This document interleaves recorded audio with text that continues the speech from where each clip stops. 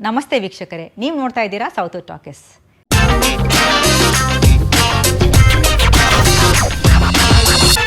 ಮೊದಲನೇ ಸಂಬಳ ಪ್ರತಿಯೊಬ್ಬರ ಜೀವನಕ್ಕೂ ಒಂದು ಅಮೂಲ್ಯವಾದಂತಹ ಹಂತ. ಅದು ಕೇವಲ ಹಣ ಆಗಿರೋದಿಲ್ಲ, ಅದಕ್ಕೆ ಆದಂತಹ ಒಂದು ಎಮೋಷ್ನಲ್ ವ್ಯಾಲ್ಯೂ ಇರುತ್ತೆ.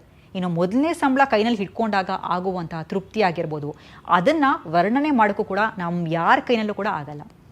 ಆದರೆ ಫಸ್ಟ್ ಸ್ಯಾಲ್ರಿನೇ ಜೀವನದ ಲಾಸ್ಟ್ ಸ್ಯಾಲ್ರಿ ಆದರೆ ಪರಿಸ್ಥಿತಿ ಹೇಗಿರುತ್ತೆ? ಶ್ರೀ ರಾಘವೇಂದ್ರ ಚಿತ್ರವಾಣಿ ನಿರ್ಮಾಣದಲ್ಲಿ ಇತ್ತೀಚೆಗೆ ಒಂದು ಶಾರ್ಟ್ ಫಿಲ್ಮ್ ಬಿಡುಗಡೆ ಆಯಿತು. ಅದೇ ಫಸ್ಟ್ ಸ್ಯಾಲ್ರಿ. ರಾಘವೇಂದ್ರ ಚಿತ್ರವಾಣಿ ಅಂದರೆ ನೆನಪಾಗೋದು ಡಿ.ವಿ. ಸುಧೀಂದ್ರ ಅವರು. ಸುಧೀಂದ್ರ ವೆಂಕಟೇಶ್ ಅವರು ಈ ಲೆಗೆಸಿ ಬಗ್ಗೆ ಜಾಸ್ತಿ ಹೇಳೋದು ಬೇಕಾಗಿಲ್ಲ. ಸುಮಾರು 5 ದಶಕಗಳ ಕಾಲ ಕನ್ನಡ ಇಂಡಸ್ಟ್ರಿನಲ್ಲಿ ನಿರ್ಮಾಪಕರಾಗಿ ಹಾಗೆಯೇ ಮುಖ್ಯವಾಗಿ PR ಆಗಿ ಸಾವಿರಾರು ಕನ್ನಡ ಸಿನಿಮಾನ ಪ್ರಮೋಟ್ ಮಾಡಿದವರು. ತಮ್ಮನ್ನು ತಾವು ಕನ್ನಡ ಇಂಡಸ್ಟ್ರಿಗೆ ಡೆಡಿಕೇಟ್ ಮಾಡ್ಕೊಂಡಿರೋರು.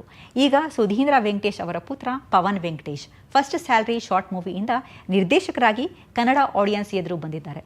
ಯೂಶಲಿ ಶಾರ್ಟ್ ಫಿಲಮ್ಗಳ ರಿವ್ಯೂ ನಾವು ಮಾಡೋದಿಲ್ಲ, ಆದರೆ ಈ ಸಿನಿಮಾ ನನಗೆ ಕೊಟ್ಟಿರುವಂಥ ಎಮೋಷ್ನಲ್ ಕನೆಕ್ಷನ್ಗೆ ಇದನ್ನು ರಿವ್ಯೂ ಮಾಡಬೇಕು ಅಂತ ಅನ್ನಿಸ್ತು.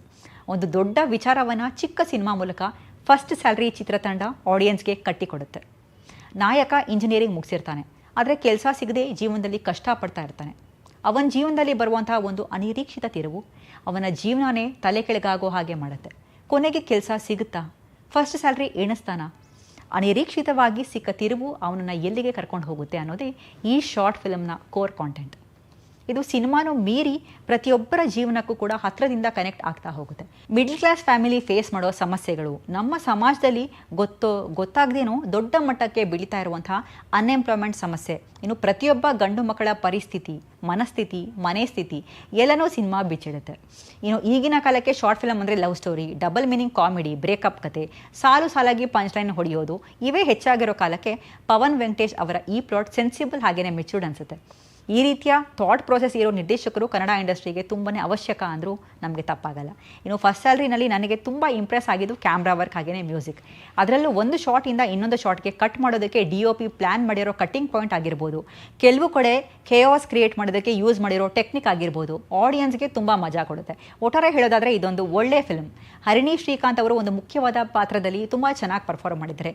ಲೀಡ್ ಕ್ಯಾರೆಕ್ಟರ್ ಮಾಡಿರೋ ವಿಜಯ್ ಶಿವಕುಮಾರ್ ಪಾತ್ರವನ್ನು ತುಂಬ ಚೆನ್ನಾಗಿ ಕ್ಯಾರಿ ಮಾಡಿದ್ದಾರೆ.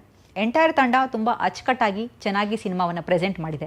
ಪವನ್ ವೆಂಕಟೇಶ್ ಅವರು ಇನ್ನೂ ಒಳ್ಳೊಳ್ಳೆ ಸಿನಿಮಾಗಳನ್ನ ಇಂಡಸ್ಟ್ರಿಗೆ ಕೊಡಲಿ, ಇನ್ನೂ ಹೆಚ್ಚಿನ ಪ್ರಯತ್ನ ಈ ತಂಡದಿಂದ ಹೊರಬರಲಿ ಅಂತ ಹೇಳ್ತಾ, ಈಗಾಗಲೇ first salary short film Raghavendra Chitravani YouTube ಚಾನಲ್ನಲ್ಲಿ ರಿಲೀಸ್ ಆಗಿದೆ. ಮಿಸ್ ಮಾಡದೆ ನೋಡಿ. ನಿಮ್ಮ ಅನಿಸಿಕೆ ಏನು ಅನ್ನೋದನ್ನು ನಮಗೆ ಕಮೆಂಟ್ ಮೂಲಕ ಕಮೆಂಟ್ ಮಾಡಿ ತಿಳಿಸಿ.